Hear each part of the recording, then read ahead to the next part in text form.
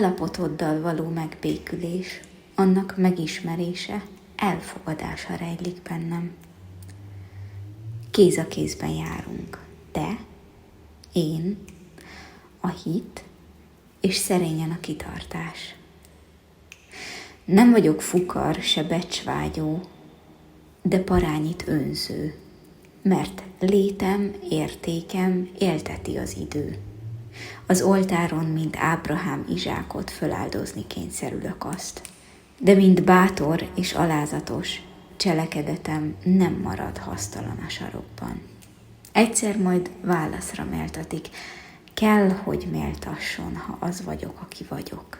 Mert megállítom a vészesen futó időt, annak hatalmas sóhajában megtisztítom súlyától emberét.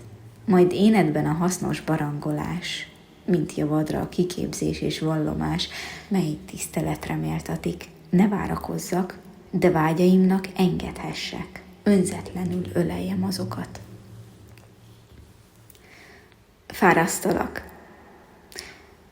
Fárasztalak, mert ébernek követellek, és a józan lét nehéz.